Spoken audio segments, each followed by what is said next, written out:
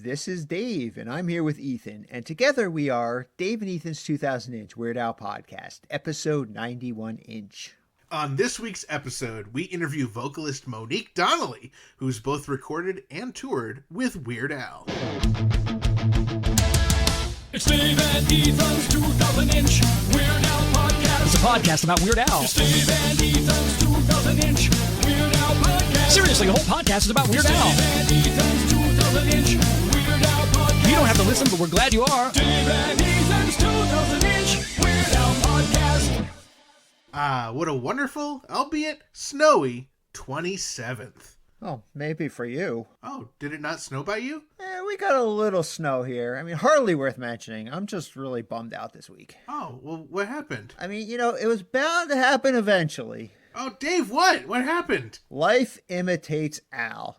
My Sonicare electric toothbrush suddenly stopped charging for no reason, so for the past few days, I've had to brush my teeth like a Neanderthal. The horror! Oh, I'm so sorry to hear about your first world problems, Dave. Thank you. That really means a lot to me. Now, while I would love for us to spend an hour doing an in memoriam segment for your dearly departed electric toothbrush, we do have some fun things to talk about regarding last week's episode with Zach Sherwin. All right. Now, last week after we chatted with Zach, I was still curious and I wanted to rewatch the Sir Isaac Newton versus Bill Nye the Science Guy epic rap battle. So as I'm watching it on YouTube, I made a brand new discovery. Oh, don't tell me that they changed effect back to affect. No, it was correctly effect, but as Zach said, in that line where guy is capitalized, it's supposed to be capitalized, but for some reason on YouTube, it's now lowercased. Oh, the humanity. So I don't know what's going on, epic rap battles. You guys need to make up your mind. It's so inconsistent between what was shown in the video that's played at the Weird Al concerts and the official video on the Epic Rap Battles YouTube page. I don't know what's correct anymore. Oh, well. At least Al's is 50% correct. Better than nothing. Also, after last week's episode, we heard from a past guest of our podcast, episode 46-inch and Pizza Hut bowl enthusiast, Craig Billmeyer, a.k.a. Hot Licks Houlihan. Craig told us that the guy that does all the animations and video editing of the Crossword Show and Crossword Show Solos, which is hosted by Zach Sherwin, is none other than Alex Cole, the same guy who drew the Weird album Your Mother cover art. Whoa! I can't believe how many crazy connections there are. And here's another crazy connection. Of course, last week we mentioned that Zach Sherwin is not only in the Palindromist bonus scenes, but this week happens to be an entire week full of palindrome dates. Yes, so starting on January 21st, all the way through January 29th, every single date.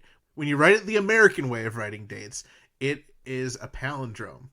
So for example, today's date, January 27th, 2021, would be 1/27/21, which backwards is 1/27/21. Oh, cool. I love it. Or I guess I should say, wow. Now, Dave, another thing I wanted to mention about last week, I feel pretty rotten about it. We asked Frank to talk about his process in finding all of these great guests for us. And right when he was about to talk, he got cut off by the spatula hotline sound. And I just keep thinking about it. I really do feel bad about that. I know. Frank, our intern, he works so hard at everything. And Frank, we want to apologize to you. So please, right now, tell us your secret of how you find all these amazing guests each and every week. Go ahead, Frank, please. We insist. Oh, sorry, Frank. Well, I can't believe that happened again. What are the chances? Well, maybe next week. Because this week, it sounds like we've got another message on the 347 Spatula Hotline. The 347 Spatula Hotline, the official hotline of Dave and Ethan's 2000-inch Weird Al podcast, is sponsored by Angel Valenzuela and David Cash, two amazing Weird Al fans and podcast supporters. Hi, Dave. Hi, Ethan. It's Jackson, the resident time traveler on the podcast. You might remember me from episode 69-inch. I'm coming to you from about 8 years in the future, the week of episode 420-inch, of which I was a guest on. And we recorded the episode live on the Hollywood Walk of Fame. We're about to get inducted in the music category, actually. After 10 tremendous years doing the podcast, you guys decided to put out a compilation album of covers of the theme song made by two-time Grammy Award-nominated songwriter, singer, composer, guitar player, overall great guy, Jim Timo West. So yeah, he does a slack key cover. Al actually does an accordion cover. Of course, you have Summer's cover in the bossa nova style. You know, I think you might not gonna spoil anything, but let's just say that either Simon or Oates or Garfunkel might have. Garfunkel and Oates didn't do it. They thought it was a stupid project. They're not gonna give any time to something like this. Wow. Jackson, thank you so much for calling from 8 years in the future to share that very, very important update with us. Well, we have some big Weird Al anniversaries to celebrate this week. First off, last Monday, January 18th, was the 1-year anniversary of the New York Times Magazine photo shoot. Yes, now originally it was slated to be on the cover of the New York Times Magazine, but unfortunately due to complications of the coronavirus and not wanting to put a giant group of people on the cover right at the beginning of the whole pandemic, it did not make the cover, but it is still a pretty stinking majestic photo. And while Dave and I were not there, a lot of our friends were, and we know a lot of listeners were. So if you were in that photo and you're not someone who we've heard from before, we would love for you to tell us all about your experience by giving us a call at 347-SPATULA. Let us live vicariously through you and your experience. So this past Monday, January 25th, was yet another anniversary, and this one is a lot closer to both Ethan and myself. This is the 1-year anniversary of when we did our live UHF screening with Jonah Ray at Proctor's in Schenectady, New York. Now, that was pretty stinking majestic. Now, if you weren't able to attend, luckily we have a full recording of the live interview that we recorded with Jonah Ray before that screening. So just head over to our website, weirdalpodcast.com, and check out episode 40-inch for that full interview with Jonah. And for all of our behind-the-scenes discussion leading up to that amazing day, be sure to check out episode 39-inch. And Dave, Monday, January 25th was also the anniversary of us eating a vegan Twinkie Wiener sandwich for the first time, which was, of course, made by vegan Mexican restaurant Burrito in Troy, New York, home of the 2-pound double wrapped in a quesadilla Burrito. Come on down to Burrito and Burrito, your Burrito. Find them at burritosquare.com and at burritosquared on Instagram. And remember, not every burrito is a burrito, but every burrito can be burritoed. The 2021 Sundance Film Festival begins tomorrow, January 28th at 8 p.m. Burrito time and runs through February 3rd. Oh, nice. Now, is there a Weird Al connection? Any reason you're bringing this up? Well, you remember our friend J.W. Halford, right? Of course. Now, J.W., he was the host of the Weird Al VIP parties. He's the guy responsible for those amazing strings attached to her VIP posters. Plus, we interviewed him on episode 14-inch. Yeah! So, JW, he co-wrote and produced a fantastic animated short film called Ghost Dogs, and from a submission pool of close to 10,000 short films submitted to Sundance, Ghost Dogs was picked to be one of just 50 shown this year. Now that is pretty stinking majestic. Oh, we have JW standing by. Hey, JW, congratulations. So what can you tell us about Ghost Dogs? Hey there, everybody. Well, what I can tell you about Ghost Dogs is it's a genre-defying, keep you on the edge of your seat, don't know what's going to happen, animated spectacle that kind of blends perfectly the horror genre with comedy and lightheartedness while also being an animated film. We kind of went into it with the idea that we wanted to make something that we would have caught late night on television. And when you didn't have the internet, right? And like you see it on TV and you're like, wow, what was that I saw? It's almost like a lucid experience of like seeing stuff on TV. You have no idea what it is. And then we were trying to bottle that essence when we went into making Ghost Dogs. And that is what ended up coming out. Ghost Dogs is a collaboration between me and Joe Kappa, who a lot of you guys might remember from some of the greatest of the Weird Al poster campaign of 2019 of that great series. Joe did some of the most iconic ones, including the Metallica, Nashville, Tennessee. Yeah, you know that one? He did Velvet Elvis. He did the Generic Blues Brothers. He did Philo, Secret of the Universe poster. Everybody remembers that one, right? A fan favorite. He did Rocky 13. And, so I've known him since grade school. Wow. We've stayed in touch, and I've seen him grow as an artist, and I've always tried to incorporate him into projects that I did that have an artistic feeling to them. And I just think very highly of him as an artist, and he's a very inspiring person. So I'm just, completely honored to get to be able to team up with him, and that it was so well received by the great Sundance Institute. Yeah, I remember a couple years ago when I was collecting those posters, I was in touch with some of the artists. I remember him saying that not only did he know you, but you guys were working on a project. So I have to assume that this was that project. Yes, actually, that is very true. We've been working on this since about 2018. Wow. Yeah, no, actually, at first, the infancy of it started 2017, just the general concept. Starting to work on it started in 2018, and not only until the pandemic, the silver lining of the pandemic is we all of a sudden had this free time, we're able to hammer it out. Right. It's a unique piece of art, and I got into it for the art's sake mostly, but we decided that the cartoon really called for, classic cell animation that we grew up with, loving, and, it's just a completely different kind of vibe than some of this computer-generated stuff that you see. So my good friend Joe Kappa, he hand drew every single frame in the motion picture. And wow. Yes, exactly. And so, that takes time. It turns out the original, we originally had it slated for about like 3 months, and it took about 2 years. So wow. It's an incredible work of art. Not only the drawing, but just the overall, the feel of the entire thing has that just a really fun feel.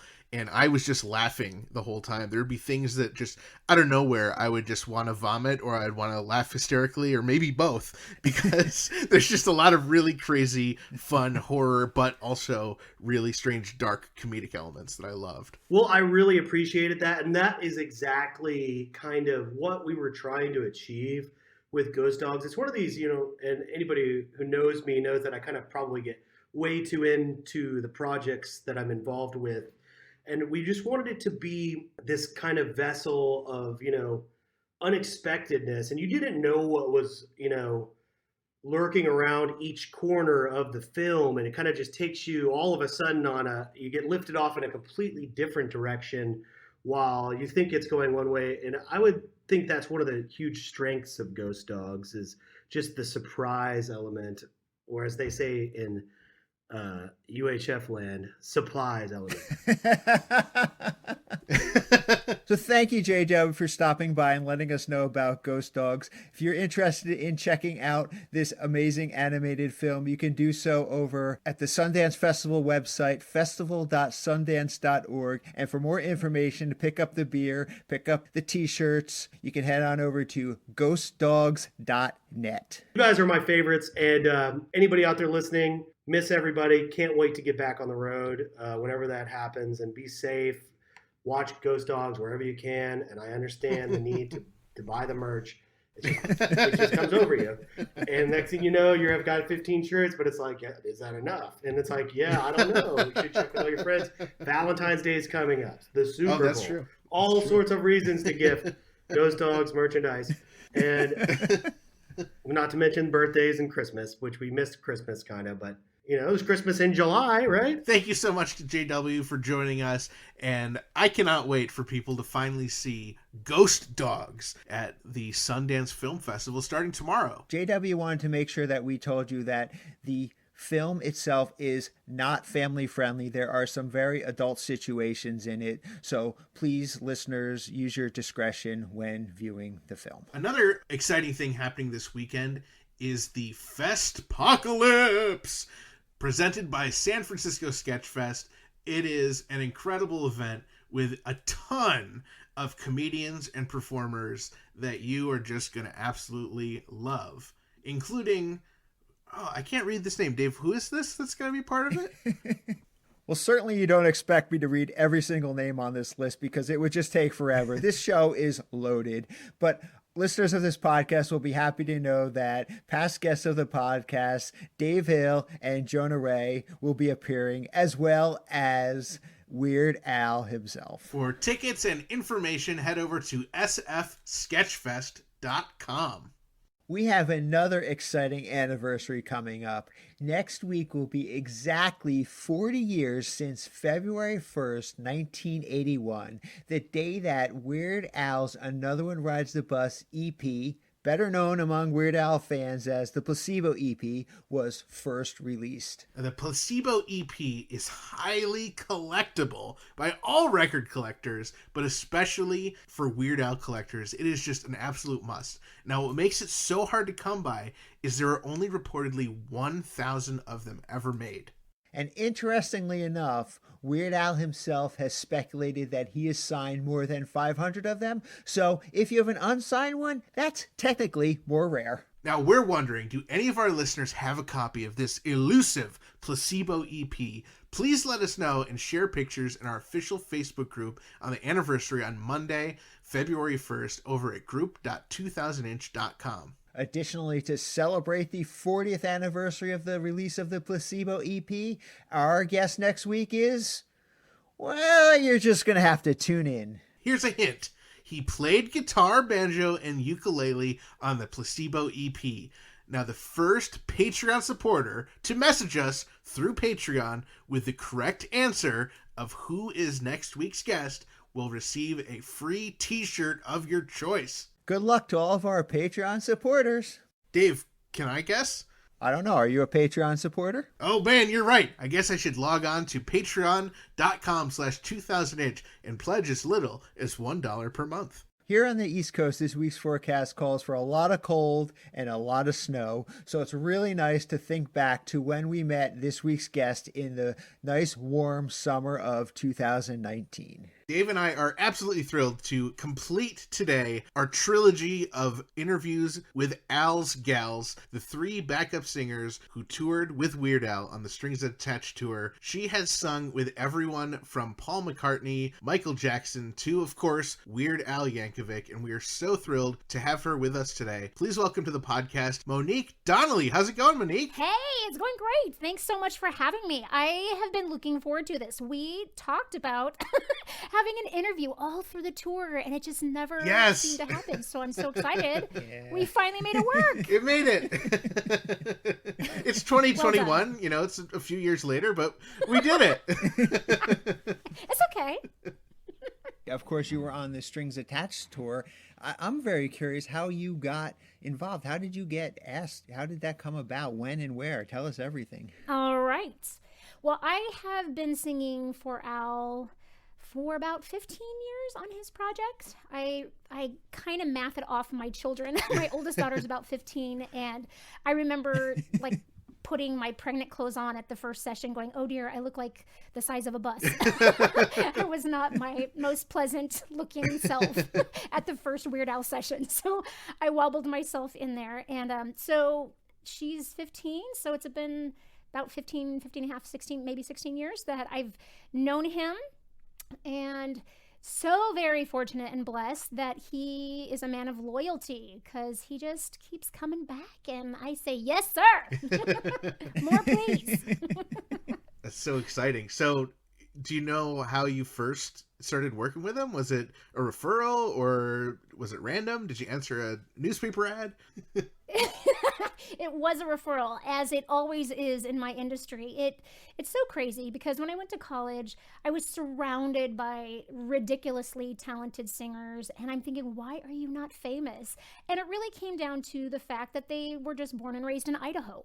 And because I was born and raised in LA, from a very young age, I think my first session was when I was 7 or 8.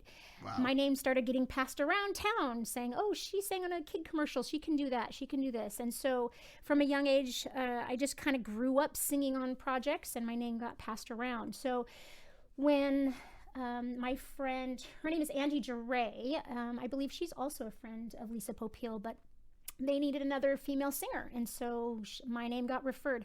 I honestly think it's because I like to do a lot of different styles. I like to do gospel, pop, opera. There's a wide variety of things. So I think they were looking for somebody who wouldn't be really willing, like somebody who wouldn't be afraid to make a fool of themselves vocally, which I'm not afraid to do. I'm not afraid to make a fool of myself. So I think they just wanted somebody who's going to be brave and daring to do whatever Al asks. So I raised my hand and I said, yes, please, I will come. Yeah. Oh, that's so exciting. So that was, I was so excited. And the crazy thing is, the first time I ever worked for Al, it was based on a referral, but it was Al himself who called me, and it was the craziest situation. Man. Because wow. Yeah. It was so bizarre. I don't know if you remember those old Calgon commercials, but the dog was barking, my newborn was screaming, the doorbell rang, and then my cell phone rang. And so I'm trying to hush the dog and the baby, and I'm picking up my phone, and I'm answering the phone as I'm answering the door. And I say, hello? And he's like, hi, this is Al Yankovic. And I'm wondering if, as I'm opening the door, it's my sister at the front door, and I'm holding my screaming baby, and I'm like, take the baby, it's Weird Al on the phone. And her eyes get big as saucers. I'm like, I think it's really him. So I like run to the bathroom and try and get away from the cast. I'm like, hello, yes, I'd be happy to sing for you. It was the most bizarre thing. I love it from your sister's point of view. She's knocking on your door, and you just answer it, throw your baby at her, and run away. Right. Take the baby. It's Weird Al. Wow. Yeah, that was quite an experience. And that never happens. Celebrities always have people who call the singer. So I was floored. I honestly thought it was a joke at first, or somebody impersonating him. Right. But the more I talked to him, I'm like, I think this is really him. This is really him. Wow. Yeah, it was crazy. I wonder how many times Al has called up somebody and in person, and they just kind of, you're not really Weird Al, and just hang up. Right. Yeah, he's shockingly personable. It's just shocking. It's refreshing, but it's shocking. Yeah. Yeah. I think after that first session, speaking of just being shockingly friendly, I got emailed a Christmas card, and I'm like, what? Like, nobody does that. Celebrities don't send email Christmas cards. Like, I was so impressed with him. It was amazing. And of course, being a huge fan, I just like printed it out and like pasted it where everybody could see when they walked in my house. Look what I got! A Christmas card from Weird Al! He sent that in an email, but yes. Wow, that's so awesome. Yeah. And that first session, that was the Straight Outta Lynwood album, correct? I believe so, yes. And there's a couple of songs on there. I think you were on Weasel Stomping Day, Do I Creep You Out, and Don't Download This Song. That's right. Yeah. And I think one of the hardest parts about Al's session is maintaining composure. You know, he's inviting you to, okay, here's what we're going to sing. Here's the music. Here's the lyrics. And with all my being, just want to start roaring and laughing. You want me to sing what? And I'm like, okay, whew, deep breaths. Okay, gather your composure. You can do this. Just sing. Don't laugh. I mean, especially those songs. Those are, three really funny songs. Right. And he's so cool because usually after a session, thank you very much, have a nice day. But he's like, if you guys want to, hang out while we make some sound effects or whatever, like, he's just so great. He's so great. I know in Weasel Stomping Day, his daughter Nina, as a baby, was doing some of those sound effects. And I think his poodle did some sound effects. Did you get to see any of that? I think a little bit. I think I was just trying to take it all in and chat with the other singers. And the whole experience is kind of surreal and overwhelming when you're there. So, I can imagine. And I have the worst memory ever. I was telling Ethan earlier, I started that Little Owl Instagram page just because I have such a bad memory. I need to take pictures of everything to remember things. So pardon my my avoidance of details, but that is just not one of my gifts. You can sing. Right. My gifts lie elsewhere, not in remembering details. Go to Lisa for that. Lisa and Scotty, they are incredible. You can give them the date, you can name a theater, and they'll tell you everything about it. What was that catering? I'm like, oh no, I can't do that. Those brains are impressive. Not me. Well, I want to go through some more of these songs, but I do want to note that of these first three songs you recorded with Al, Weasel Stomping Day and Don't Download the Song ended up on the Strings Attached tour. How great is that? Kismet. It was meant to be. That's so cool. So fun to be able to do that live. Yeah. All the memories come flooding back. When you record for Al, what sort of prep do you have? Does he send you the song in advance, or is it literally you show up, they hand you the lyrics, you see him for the first time when you're there? 95% of my career, you show up and you read the music. For Al, he is such an incredible musician, and he's so organized. And before I actually got to know Al a little bit, I just assumed he was as frenetic as his like personality. His persona was kind of like crazy and wild, and so I just figured he would probably be, messy and crazy and unorganized. Not at all. He likes to have things organized and under control, and I have never been so impressed by a musician. He will call even sometimes up to 6 months in advance and say, can I email you these parts? Do they look okay? Should we invert them? He'll tend to write in a guy's key, and so he likes to bounce those kind of things off and make sure that it's in a singable key or a singable range. And so he is very on top of it as far as wanting to have everything in order before you arrive to the session. So there's minimal questions. It's like, we know what we're doing. This is the part I'm going to be singing. And so, I'm so impressed with him in so many aspects. Wow, that's great. That sounds like that's very unusual in that business. A lot of people, are holding things close to themselves because they don't want leaks and whatever. And I know Al can trust you and trust everybody with that, but it just seems like that's unusual for that business. Absolutely. Yeah. And that is the fear, is that, the more people that see this, the more chance I have of, my idea leaking and getting out there prematurely. But if it leaks, you know who leaked it. I think he trusts us and knows, I know the source. He trusts us. Well, he obviously trusts you enough and you impressed him enough, because then he invited you back for the Alpocalypse sessions as well. Yay! Super stoked about that. So is that the same thing? He called you out of the blue and said, I have another album I'm working on. Will you come work with me? Yeah. It started as phone calls and he kind of morphed into emails. So I'm always checking my emails.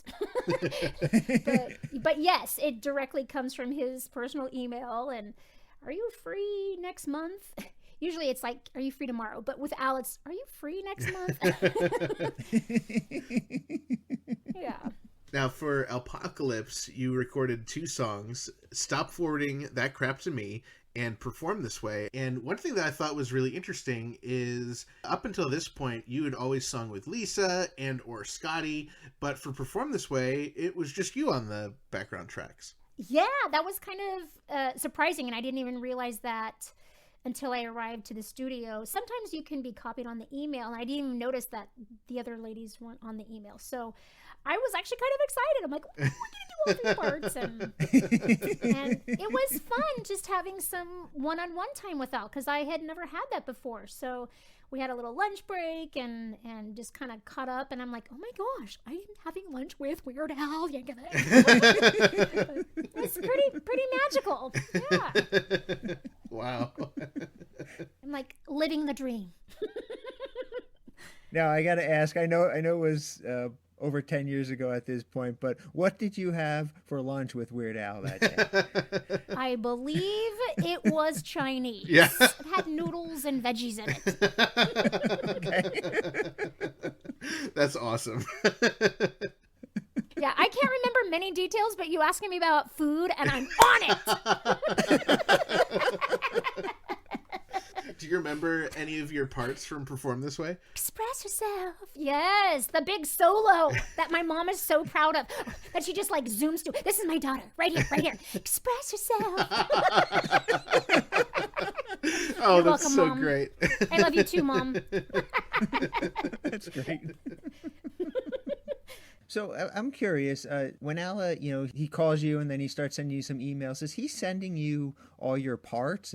How is he sending them to you? Like lyrics? Is he sending you MP3s and saying, try to replicate this? Or is he basically just sending you music? What is he sending you when he sends you your parts? So yeah, he'll send anything that will help make the session come to life, and the more information the better, and gives you the attitude and the approach.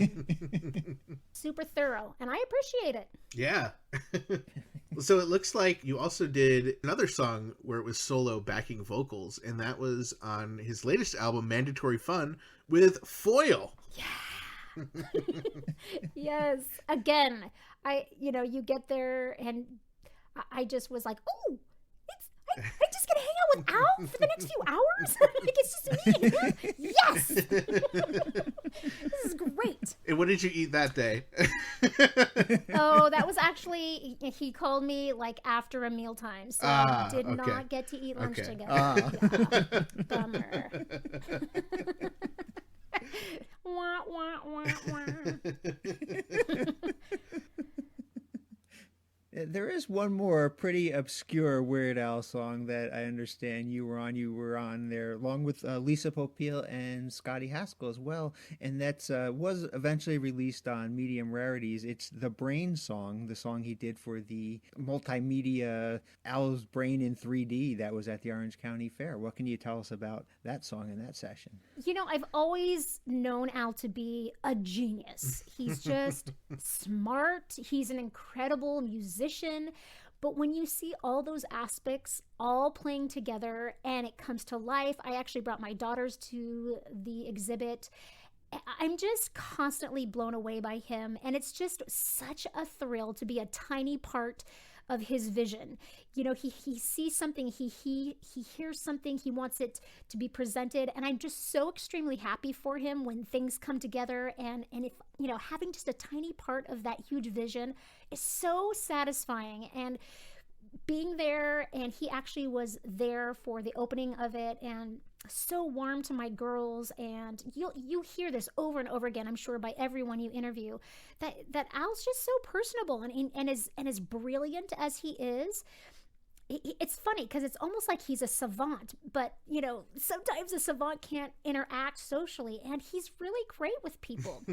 So I'm so impressed with him. That's so cool. I wish I could have seen that. I missed out. I hope one day it shows up so I can see Al's Brain in 3D. It just sounds so cool. Yeah, that'd be great. So I'm curious now to hear all about what it was like to get out on tour with Weird Al. I mean, for the Strings Attached tour. I mean, you've gone to, I don't know how many shows there were, 80 something shows, for over like a 3-month period or so. I mean, that's a lot of, catering, a lot of good food out on that tour. What can you tell us about right? all the food I can't on tell the you tour? details, but And I can tell talk about the food. And, everything else that went on during the tour. How did you get approached for this tour? Well, he sent me an amazing email. I can actually pull it up. This email came a year before the tour. I'm looking at, it says June 19th, 2018. Wow. Monique, hope you and your family are well. You are the very first person I'm approaching about this, and there's no big hurry on an answer, but here's what's going on. Next year, that would be 2019, I'm going on a major tour across North America called Strings Attached, where my band and I will be playing with a full orchestra.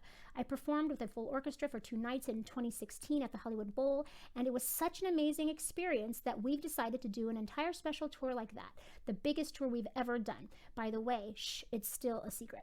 Anyway, since we're doing this one up big, we've decided that we want to travel with 3 female background singers. I'm assuming that your family obligations would prevent you from being on the road for months at a time. If I'm wrong, please let me know. I would, of course, be very happy to have you. Otherwise, do you have any recommendations? Either a group of 3 or 3 individuals that would work well together. I'm going to ask Lisa Popeil for her advice as well, but figured I'd start with you. Please let me know if you have any thoughts. Hugs and kisses, Al. So, wow. Of course, I'm like, wait, if you're going to let me be on tour, I'll be on tour. But how sweet of him to consider my family obligations. And my girls are older now. They're both teenagers. And of course, I checked with the family and they're like, yes, we'll take care of them. Do your thing. But how sweet of him to be so family oriented that he wanted to be sensitive to that. But I was like, throwing my children to the side. I'm going on tour. Figure it out yourselves. Mommy's going.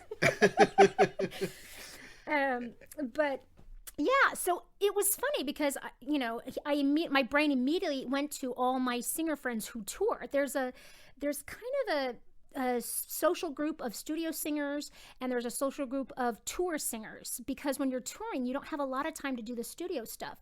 So when he was asking about tour singers, of course, my brain just went to the tour singers to refer. And when we started emailing back and forth, in Al's loving, amazing, loyal way, he's like, hey, what if we just went with you girls, with you and Lisa and Scotty? I'm like, oh, yeah, great, of course. So I love him for that. So that's where it ended up. And I'm very happy that's where it ended up. Us too. I mean, Dave and I each went to 18 shows on the Strings Attached tour, and it was I know. I saw you. Oh, yeah. I was very impressed with you. You're here again? Another concert? You just hopped on a bus. Dave and I, we had to fly places, drive places, swim. Hashtag respect. Oh, bless your hearts. That's commitment. Respect. I mean, it was such a great tour to do that, because really something we noticed is every night you would catch new things, obviously the orchestra would change, but even just watching, choosing to watch Steve for a night or choosing to watch Al's Gals singing, there were so many different things. And one thing I really loved was, kind of the choreography that you guys adapted throughout the tour and built on. And it was just so funny, some of the different things you guys would do. What can you tell us about, everything but the singing that you guys were doing on stage? Sure. Well, Al did express a desire. He's like, I don't want you to just stand there. Is there something we can kind of come up with so there's a little more motion? And I, grew up doing drill team and cheerleading, and I'm like, I'll do it. And the other girls are like, fine, just whatever you come up with, we'll do.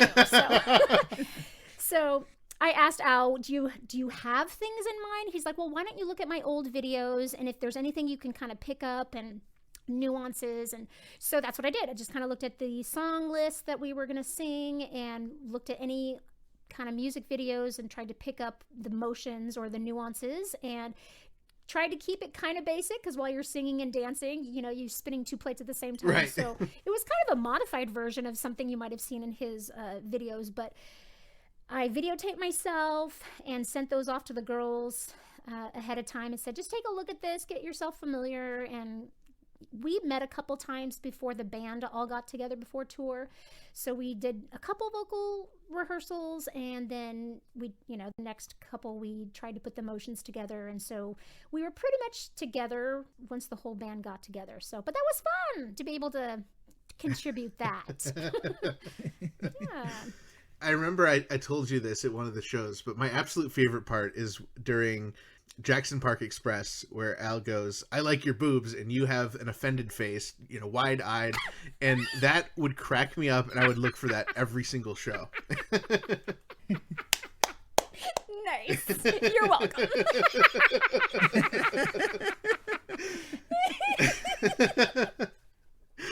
And I think my other favorite part is you guys dancing during the interlude on Jurassic Park, where Al's just kind of sipping the juice.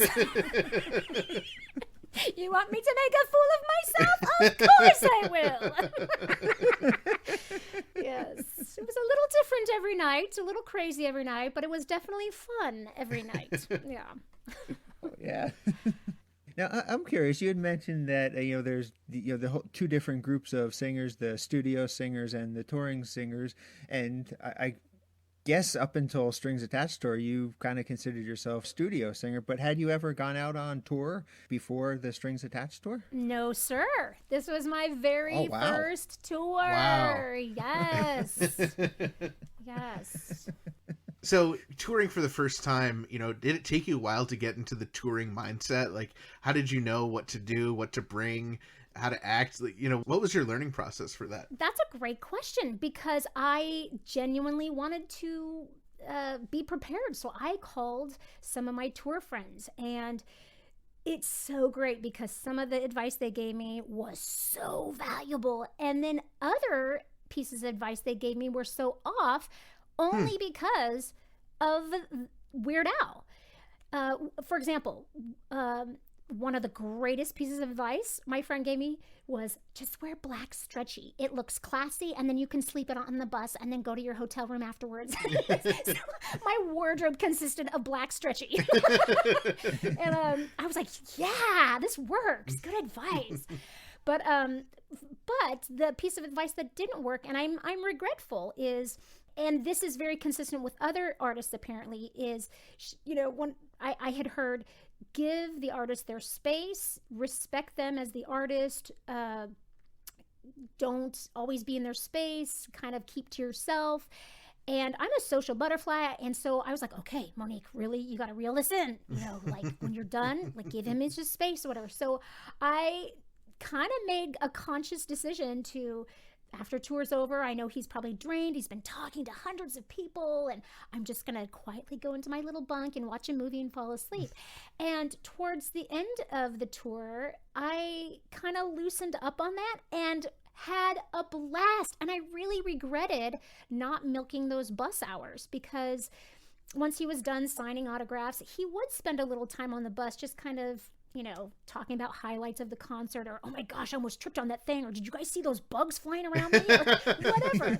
And I really missed out on some great conversation. So hindsight, if I ever get invited again, I think I'm going to milk the bus experience a little bit more. And though I see the heart behind the advice of respect the artist and give them their space, Al's different. He doesn't, he's not, up high on his little pedestal. He's a humble dude. So I think I would have done that a little differently. Yeah. What else can you tell us about traveling on a bus for close to 3 months? How do you go from, sleeping in your bed every night to, sleeping on a little bunk on a bus, in a different city every night? Well, it's called melatonin.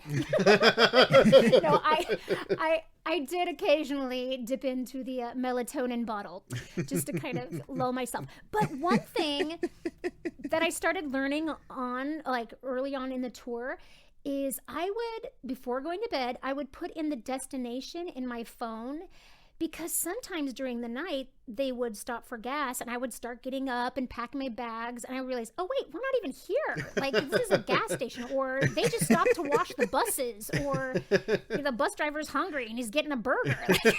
So I would, little note to self, I was like, okay, I am putting in the destination for our arrival city, and if the bus stops, I'm checking my phone first, and if we're only halfway there, I'm not getting out. That's a great idea. So these little tweaks that you kind of learn along the way kind of help. And, honestly, I'm a single mom. I give lessons. I'm, a part of choirs. I have rehearsals. I'm doing studio stuff. My girls are actually singers, and so I drive them around to sessions. I had a really chaotic life before the tour, and this was such a welcome respite of just me time, catching up on Netflix.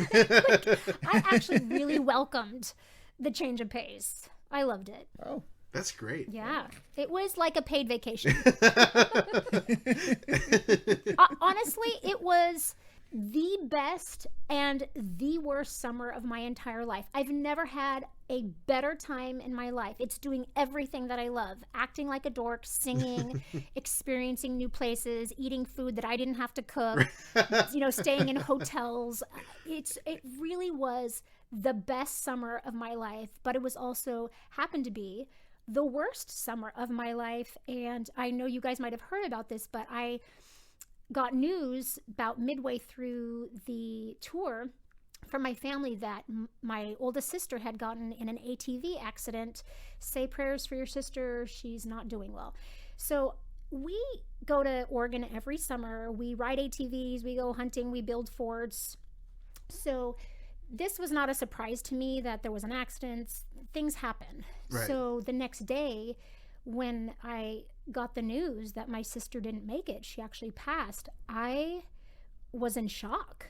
And it was surreal because I was so detached from the experience and detached from the emotion and the tears and the fear of it all, the hospital and the emergency and the helicopter rides. Later, after tour, I'm hearing about all these details that I was not experiencing and part of.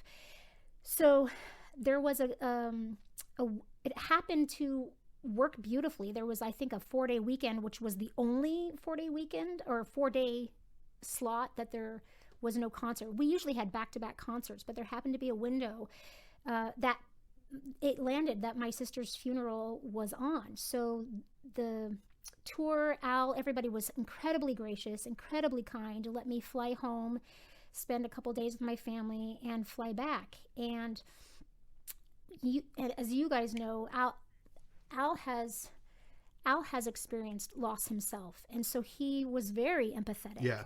And just gave me a big hug, said, "We love you, Monique. Do what you need to do. Take this time." So incredibly grateful. But it's a summer to remember, because it really was the best summer of my life and the worst summer of my life to lose my sister. Crazy. Yeah, I was really bummed to hear about that, because I went to, there was only a couple shows that you ended up having to miss, and I think I was at all of them. And I was like, "Where's Monique?" And I heard, and it was so heartbreaking to hear. So, it's really great to hear that, everyone was able to continue on without you and really, pick up the slack. And, as a concert goer, it was still a great concert. So good. You left it in good hands, and it's really great to hear that you're able to go and grieve and go to the funeral. I mean, what a crazy thing. I mean, not only are you kind of detached from your home life on the tour, you're just in this other mindset. I can't even imagine having to deal with something like that. Yeah, it was it was an experience I had never gone through before, where I wanted with all my body to just cry, and the music, the entry of the concert, let me back up just a little bit.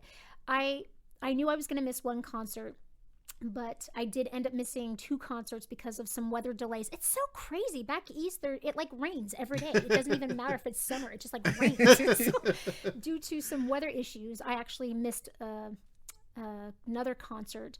But that first concert back, I had never had to will myself to physically go walk on stage, now smile, now dance. It was so odd to have all these feelings simultaneously. I really enjoy singing. I really love dancing, and my smile is genuine, but I'm also dying on the inside too. So it was such a crazy time in life to have such strong emotions all at the same time, all being valid. But we grow through those experiences, and I was just surrounded by such love by everybody on tour. It was incredible. It was. I think that's another good word for the year. It was the best and the worst, but it was also an incredible summer to be surrounded by those type of people. Yeah. Oh, absolutely.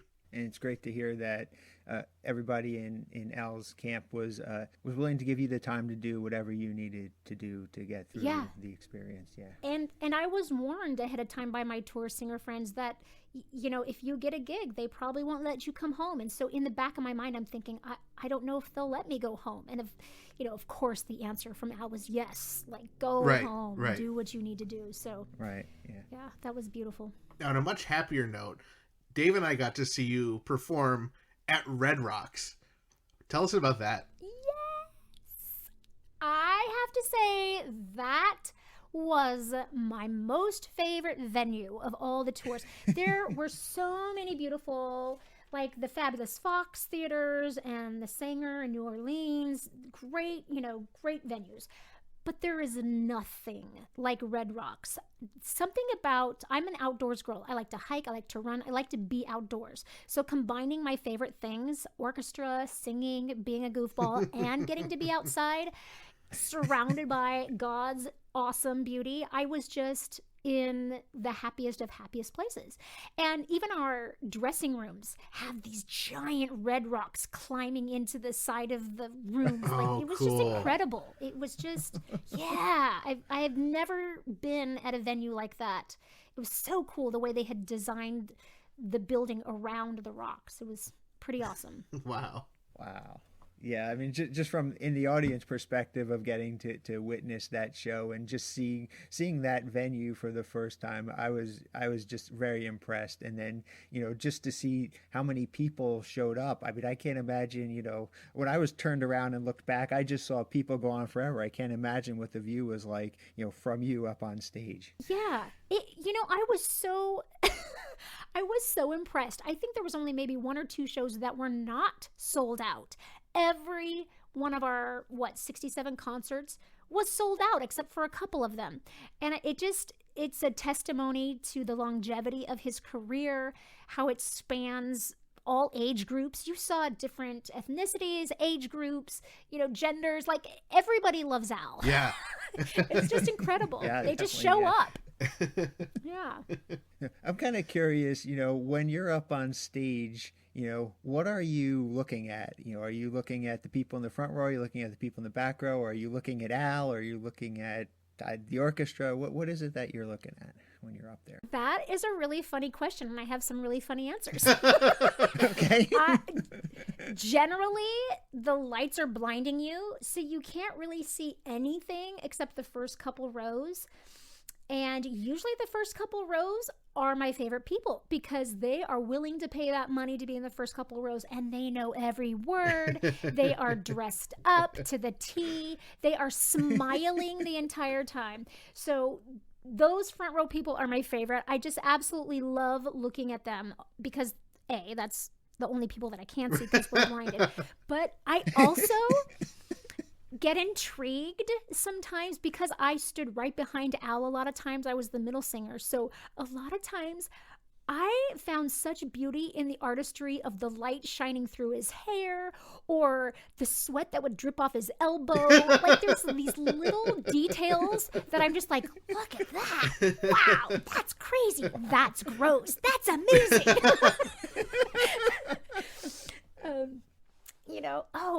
And sometimes your eye wanders. You know how he smashed the guitar? Like sometimes you're like, oh, look, there's a piece of guitar on Lisa's shoe.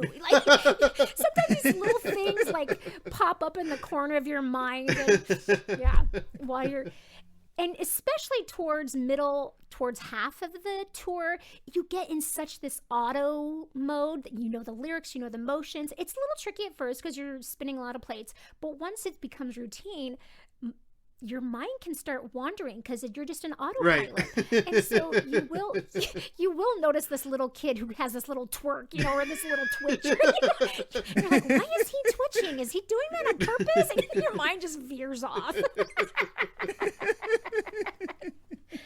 Yeah. Now, I heard a story that, I don't know if this happened more than once, but being the middle singer, you had to stand behind Darth Vader, and you got a pretty smelly Darth Vader. Oh, I got mothball Vader. I got sweaty Vader. I got all the smells. Nervous and past gas Vader. Yes, all the smells. Oh, man. Yes. But I will take it. I will gladly take it to do a tour like that again. Yes.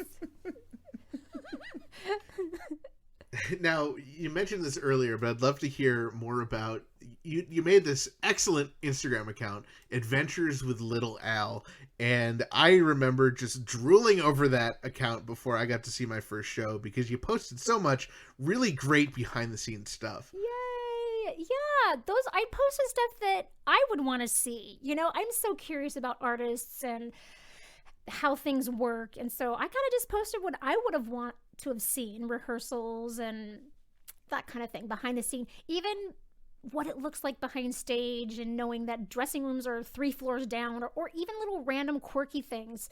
So that's what I did. I just posted what I wanted to remember. I have a horrible memory, and so I need to take pictures to remember things, and I knew if I posted the amount of photos that I wanted to post on my regular Instagram account, that everyone and their mother would stop following me.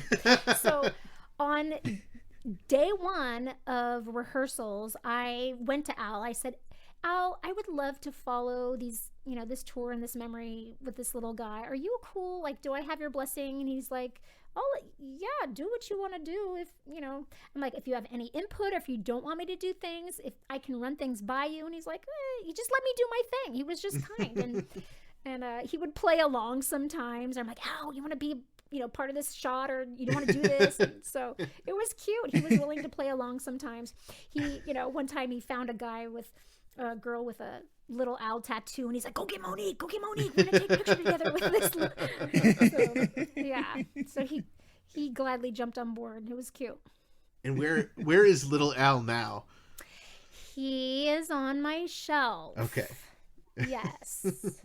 He's staring at me right now. Nice and safe. Oh, good. So we kind of left the story that he got locked in the candy drawer because we didn't really want him to die. Right, but right. Yeah, that's kind of where he ended up in the Instagram account, just getting locked up and sent away. But he's really safely on my shelf. He's okay. We won't tell. We won't tell anyone. Yes, other than his broken glasses. He did break his glasses during tour, but other than his broken glasses, he's doing just fine.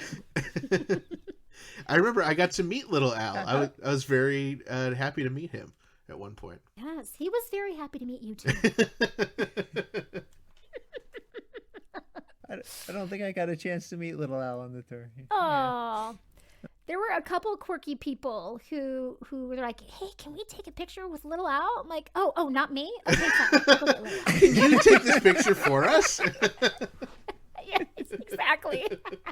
We don't care about you. We just want little Al. Okay, fine. Oh, that's great. There were actually like 3 people who asked for little Al's autograph. I'm like, okay, how do I do that? Just kind of made it up on the fly. Was little Al holding the pen when he was signing the autographs? Yes, he was. Okay. So it's official then. It's an official autograph. Okay. Now, I understand the sound guy was named Al, and of course Al's named Al, so the breakdown was Big Al was Al, and then Little Al. So there are 3 Al's on the tour. I'm sure it got real confusing. Yeah, that's why you have to differentiate. Yeah. We wouldn't want Little Al running the sound, and we wouldn't want Big Al in front of the mic. Right. That would be bad. Yeah, I'm curious, how did little Al break his glasses? Well, we put him through the ringer. He actually went through the wash. We had a whole little episode where his clothes were stinking, so we threw him in the wash machine. And he did tumble down. He went on a hike and he tumbled down a waterfall. And so he there was no stunt double. He had to do all his own stunts, so he did break his glasses. Wow. What a trooper. Yeah, wow. He was. He had a good attitude, just like the real Al. Right. Now, we talked about how Al wanted to do the whole tour based on his experience at the Hollywood Bowl, but you've actually performed at the Hollywood Bowl. Yeah, several times. I just want to pinch myself every time. I told you I grew up in LA, and as a child, every Easter, I was in this little kids choir that would sing every Easter. So the Hollywood Bowl was kind of my playground. We would have rehearsals there. We'd have races to the top of the hill and come back down, and we'd do hide and seek in the little buildings down behind. And so the Hollywood Bowl is kind of part of my childhood growing up, but it's just magical when you get to be on stage with a full orchestra, fellow singers.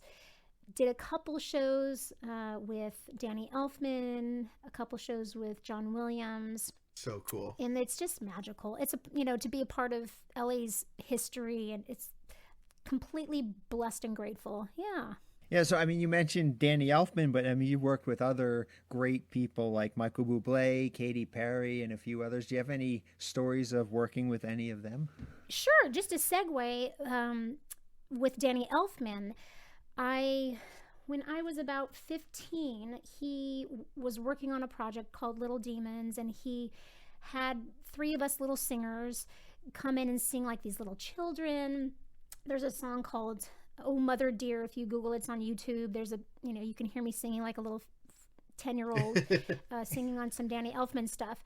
But during those sessions with Danny Elfman as a little kid, one day he said, "Hey, I'm going to be recording on another project. You guys want to stay and listen to me record these things?" And I had no idea what he was doing, but he got in there, and apparently, looking back on that, I'm like, he was recording the parts for Jack for The Nightmare Before Christmas. Whoa. And I got to be in the studio while he was recording his dialogue.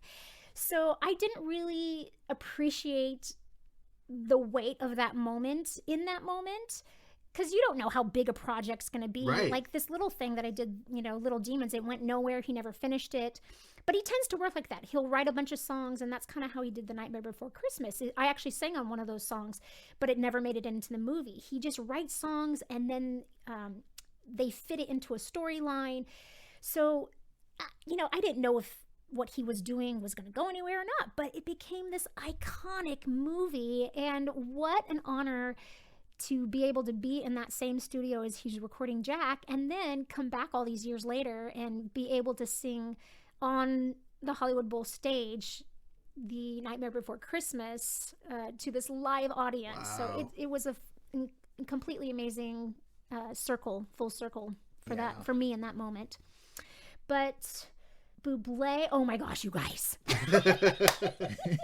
So sometimes I'll show up to a session and we're just going to do some BGVs. We read them down, we go home. The artist isn't even there. Sometimes the artist will phone in. I did some BGVs. They might, the Michael Jackson thing I did, he was not there. Stevie Wonder was not there. There's certain things that you get to put on your resume, but they just aren't there. So right. I think it's going to be the same old thing. I show up to the studio. I'm starting to fill out my paperwork, and I'm thinking to myself, that's him. He's on the phone talking to his grandpa about cabinets, and oh my gosh, he's here. He's walking in the studio right now. He's right there. Oh my gosh, there's like no bodyguards. It's just us singers and him and the engineer. I'm like, he's here. So a lot of times, like you've heard me say, you just walk into the studio, you sing the parts down. Well, this was a little different as well, because he had some ideas, but he was asking us. There was me and 2 other singers. I was in a gospel choir with these sisters of mine. We just grew up together. But he was like, okay, so I'm thinking ooh, he would sing a part. Is that okay? Should we do it 3-part? And, oh, no, wait, let's invert it. So we would say, well, if we invert it, it will sound more chestier. Do you want it chestier? So he was bouncing off creative ideas with us and letting us take a lot of musical control, which was not typical. So at one point, he's like, oh, that sounds so good. I wish I could sing with you. And we're like, you can. You're the boss. Come sing with us. So he's like, oh, yeah. So he comes out and he starts singing the background parts with us. And the engineer says, okay, I got to fix something. Hold on, give me a second. And I look down and he's wearing these Kermit the Frog socks. And I'm like, dude, nice socks. And after I give him the compliment, he proceeds to undo his belt buckle. I'm like, whoa. He's like, oh, you haven't seen anything yet. And I'm like, wait, whoa, what's going on, dude? He's like, he pulls his pants down and he's wearing Fuzz, the dog that goes with the Muppets. His boxers have this little tail, and so he starts wiggling his booty at his tail's going back and forth. And I get completely red, and my 2 girlfriends are laughing at. They're like, Monique, you are so red. I'm like, oh gosh, okay. I just got moved by Michael Bublé. And he's like, are you guys okay? You just need a minute? And I'm like, yeah, okay, just let me drink some water real quick. But yeah, so that was kind of funny to be mooned by Michael Bublé and be in the same studio with him, and that was an incredible moment, I have to say. Wow. Yeah. That is insane. Never a dull moment. Just imagine. Really, I was just saying you had nice socks. That's all. That's all I meant. I know, right? Wow. What is that guy? Foz? What is that bear? Or no, it's a dog. What is his name? Foz the... Yeah, Fozzie the bear and Ralph the dog. Ralph the dog. Ralph, yeah. Ralph the the piano dog player, boxers. yeah. There you go. That's who it was. I will never look at that dog the same. You also recorded with Paul McCartney. Was he actually there? When you walk up and you see a bodyguard who asks to check your purse, you get a little excited. You're like, yes, check my purse. He's here. He's here. He's here. There's a bodyguard. He's here. Sure enough. And this was a really cool recording because typically you show up to a studio. Paul wanted to do it in a cathedral. We were in downtown LA in this giant church, beautiful tall cathedral, and we actually open his album, Egypt Station, with an a cappella piece. And so a lot of my singer friends were there. We sang our piece. He was sitting in the pews listening the whole time. And once he, thought he got what he wanted, he went back. He's like, let me go back. They decided to make the room, there's like a little baptismal behind a room, a little hidden back room there, to make that the engineer spot. So he came out and he says, it's fantastic. Would you like to hear it? And so I'm like, oh my gosh. So he invited us to go back and to listen to how it turned out. And as we left that little makeshift engineer booth, he just shook all of our hands on the way out and says, thank you for singing with us. Thank you for singing with me. Thank you. And another classy thing that most artists don't do is he actually mailed all of us a copy of the CD. Oh, wow. A little note. It says, Oh, wow. Yeah, it says, with compliments, hope you enjoy this little gift. If you don't, it can be molded into a nice flower pot. Cheers, Paul. How cool. Yeah. Wow. So did you mold it into a flower pot? Yeah, it's funny because the CD, it's like this, you open it up and it creates like this square. So I was like, oh, I see what he was talking about. I could totally turn in that into a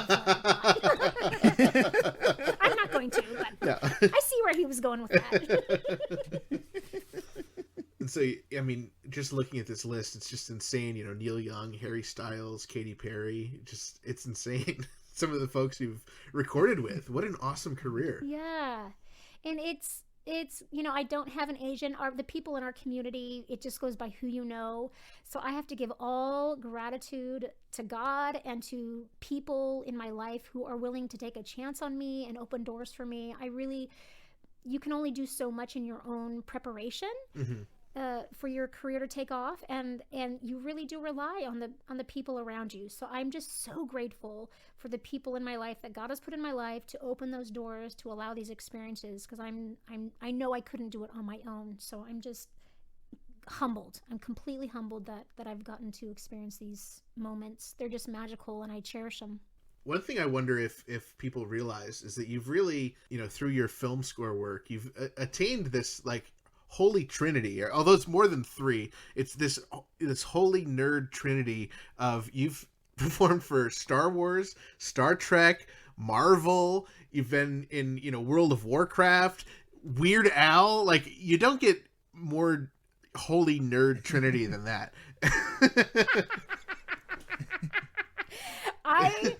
I can't wait for the next thing that is in my nerd pot. It's kind of, I signed an NDA. I can't talk about it, but I get to do this solo stuff for this new cartoon. I can't really talk more about it, but I'm like, I can't wait for this to come out.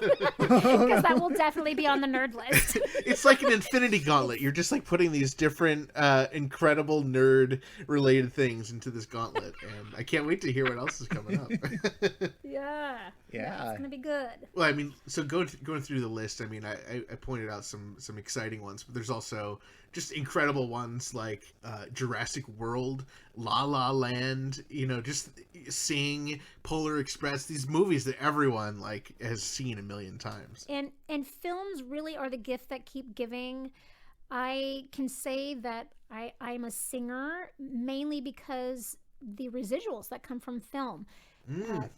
Commercials pay big up front, but then they leave you. TV is okay, and that kind of lingers, but really it's the film that has those cult followings. People keep renting them, people keep buying them, and it's really the bread and butter of my career is the film work, especially animation, because there's less people, less performers on animation, so you get a larger chunk of that performance pie. So over, if you look at how much I do a year, it's not that impressive, but because I started at a young age, 7 or 8 years old, it adds up. And so those $5 checks, $10 checks, $20 checks stack up, and it's really been a blessing to help pay my bills and take care of my family. And so I'm really grateful for all aspects, but really it's the film that kind of pays my health insurance and keeps me afloat. I mean, just to give an example of some of these franchises, you're in Rio 1 and 2, Happy Feet 1 and 2, Ice Age 1, 2, 3, 4, and Ice Age: A Mammoth Christmas, Robots, Beverly Hills Chihuahua. I mean, that is incredible to be part of that franchise. Come on, Beverly Hills Chihuahua. That's what I'm known for, That is so cool. Animation is definitely my favorite, not just because of its longevity, but especially, I would have to say my favorite stuff is working with composers like John Powell, who are willing to experiment with the singers.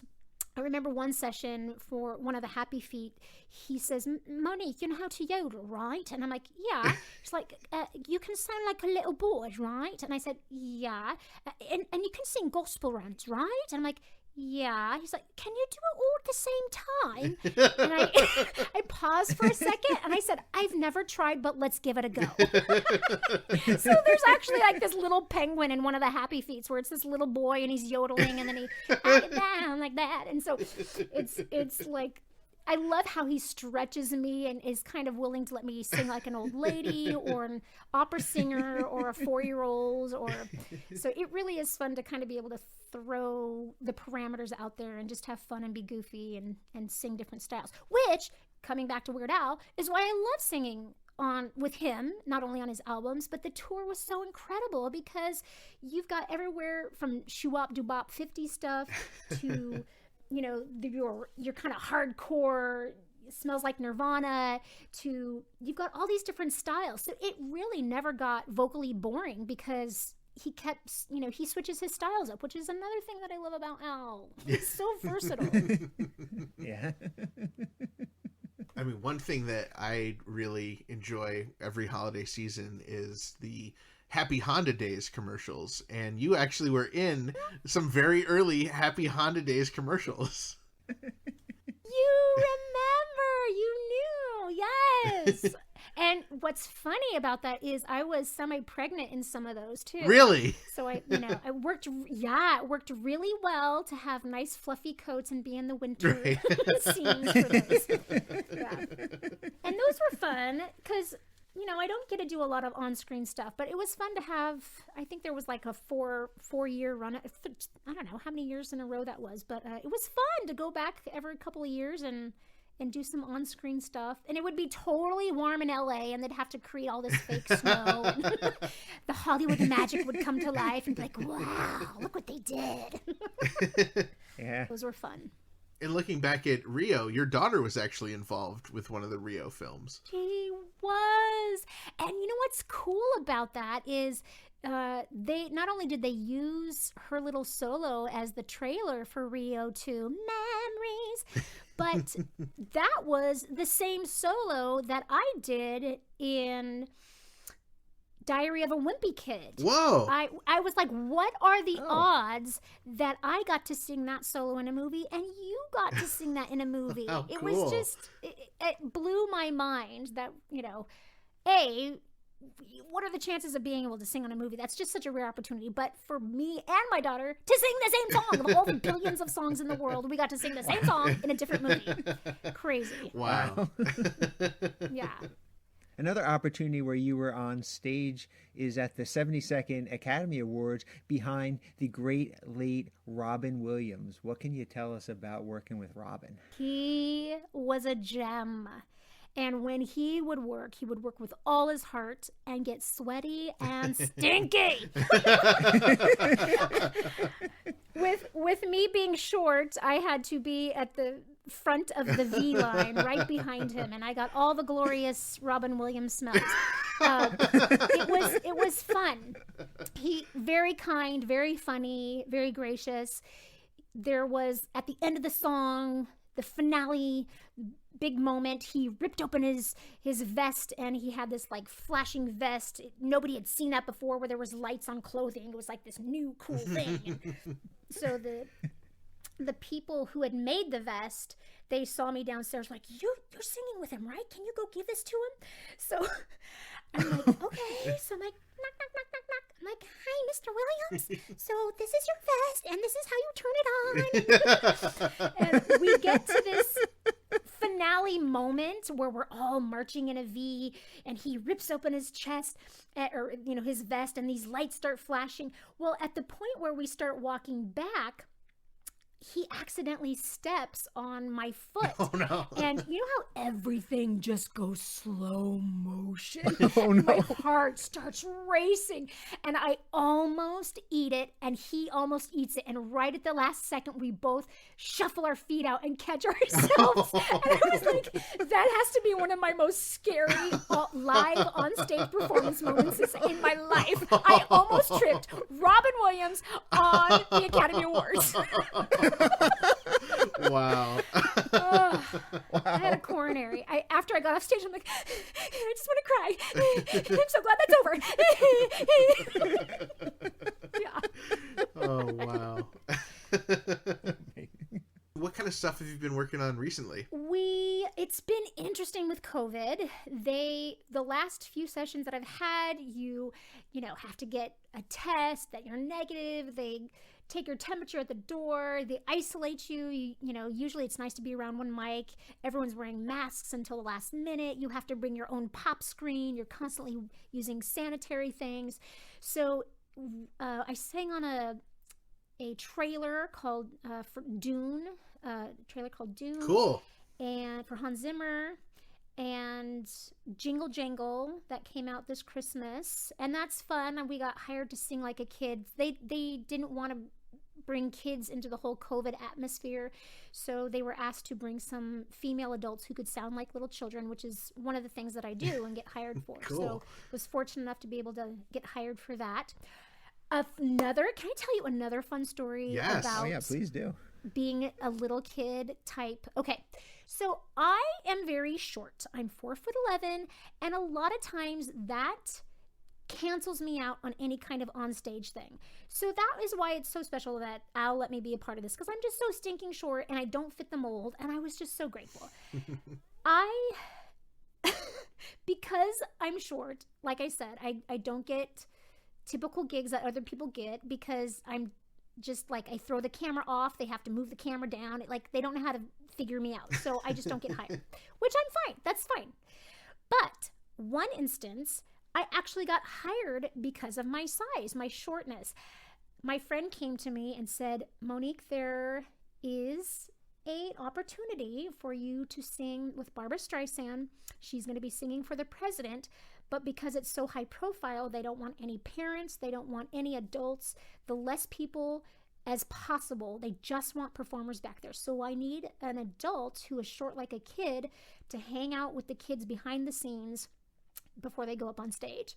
So because I was 4'11", I got hired to be the kid adult to sing backup for Barbra Streisand and the President of the United States. Wow. Thank you very much. Take that, tall regular people. That's so cool. Yes. The one time being short actually paid off.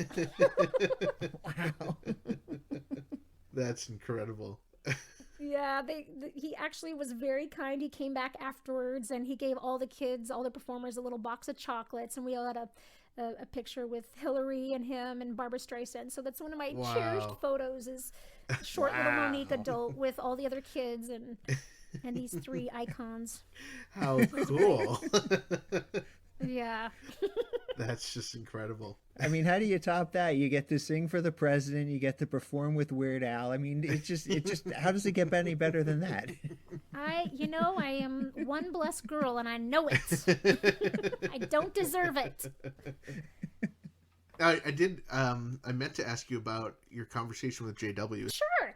So I keep in touch. I follow JW on Instagram, and so we'll occasionally message back and forth. So I was really intrigued with his current project that he's been working on. He's doing this little animated thing, and he was like, we should work on stuff together. I'm like, we totally should. So going back and forth in our conversation, I was realizing I've never really put a voiceover reel together. I've done voiceover, whether that's for a Barbie commercial or something else, a little character in a movie that I happen to be singing with, but it's always been connected with singing. So I feel like I'm cutting myself short by just singing. So I've recently, after talking with JW, have realized I need to take advantage of this. And honestly, Al is an inspiration. He does a lot of voiceover stuff. Yeah. And so I'm currently taking classes. I have a personal voiceover coach who's helping me develop a voiceover reel. Cool. So I'm going to start working, fine-tuning that ability of diversifying characters and maintaining those characters and using different aspects of my voice. So who knows if JW and I will be able to work on a project together, but it really was that connection that spurred my desire to make something official out of voiceover. So grateful for Al being an example and connecting me with people like JW to make that work. Wow, yeah, that sounds great. I can't wait to hear you in some more stuff. Yeah. That's right. I'm looking forward to doing that. Yeah. Oh, the only other Weird Al thing that I was thinking of was I got to sing for Pharrell at the Grammys one year. I believe it was 2015. And as I'm coming down the aisle as one of the gospel singers, I hear this, "Hey, Monique, Monique." I turn around and it's Al and his wife. And I'm like, Al! So I whip out my cell phone and I take a quick selfie. And I'm like, oh my gosh. Wow. Al's saying hi to me. He recognized and remembered me. Wow. I love you, Al. Wow. Oh, that's so awesome. Well, if anyone wants to take a look at your just incredible list of things you've worked on, and you've got some really great blog entries and stories, they can check out your website, MoniqueDonnellyVocals.com, and I highly recommend it. There's a lot of fun, and hopefully one day we'll get to see more posts on Adventures with Little Al on Instagram. I hope. That'd be great. That would be so fun.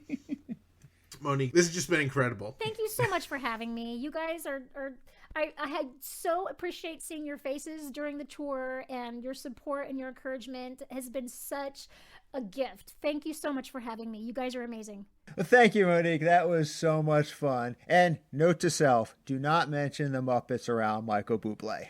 This week's episode is brought to you in part by Discover Darwin, promoting tourism in Darwin, Minnesota. Not only is historic Darwin, Minnesota beautiful, it's also postal. Located on First Street, Darwin is home to its very own United States Post Office. It might be one of the tiniest buildings in Darwin, but it sure has a huge impact on the community. Local resident Gail Sherwood rates the post office 5 stars, saying, "I was having trouble getting my mail forwarded to my new address, and they were so kind and helpful and made it so easy. Just a lovely group of people." At the Darwin Post Office, you can mail letters and parcels, rent a post office box, and buy postage stamps, packaging, and stationery. I mean, sure, you can do that at any post office, but if you plan to send postcards from the Twine Ball that say, "Wish you were here," the Darwin Post Office is the only post office where you can get an official postmark from Darwin, Minnesota.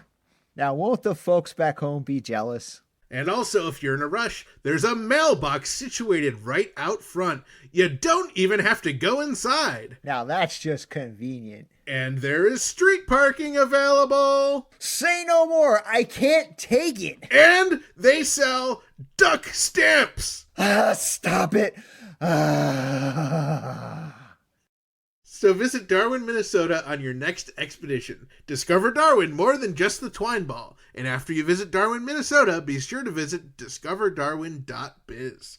Each week, we are able to bring you this podcast absolutely free thanks to sponsors like Burrito, Angel Valenzuela and his son David Cash, Discover Darwin, Jackson Scoggins, and all of our amazing close personal friend Patreon supporters, Kenneth, Jared, Zeb, Blair, Allison, and Javier, as well as our newest Patreon supporter, Vincent, and so many more. Revenue from our incredible supporters on patreon.com/2000inch allows us to continue doing what we love, which is making fantastically fun, funny, and family-friendly Weird Al podcasts for you each and every week. We'd absolutely appreciate your consideration in joining our pretty stinking majestic Patreon family for as little as $1 per month. Looking for another way to support the podcast?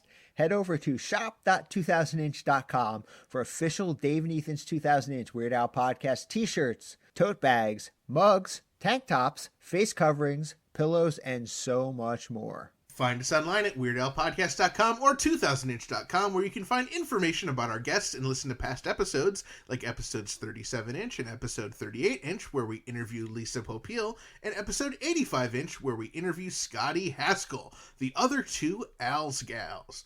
Please join our Facebook group by heading to group.2000inch.com for episode discussions and other exclusive content. Find us on Facebook, Twitter, and Instagram via @2000inch and at youtube.2000inch.com.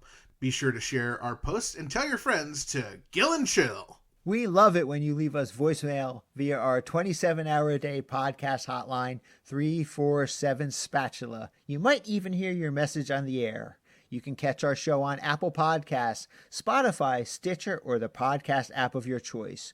Whichever you choose, be sure to hit that subscribe button so you do not miss any episodes. New episodes drop every Wednesday. Thank you once again to Monique Donnelly, J.W. Halford, Jackson Scoggins, Craig Billmeyer, and of course, all our listeners, subscribers, Patreon supporters, and sponsors, and everyone else who made this episode and this podcast possible. Remember, the first Patreon supporter to correctly guess episode 92 inches guessed by messaging us on Patreon wins a free t-shirt.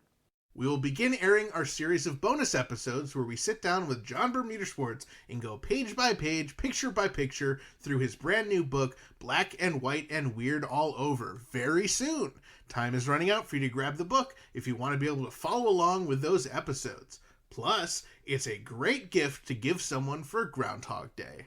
We will begin airing our series of bonus episodes where we sit down with John Bermuda Schwartz and go page by page, picture by picture through his brand new book, Black and White and Weird All Over, very soon. Time is running out for you to grab the book if you want to be able to follow along with those episodes. Plus, it's a great gift to give someone for a Groundhog Day.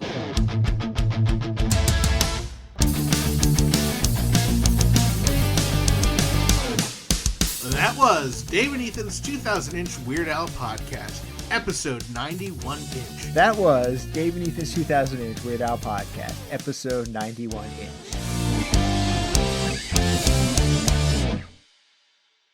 Look at that. Wow, that's crazy. That's gross. That's amazing.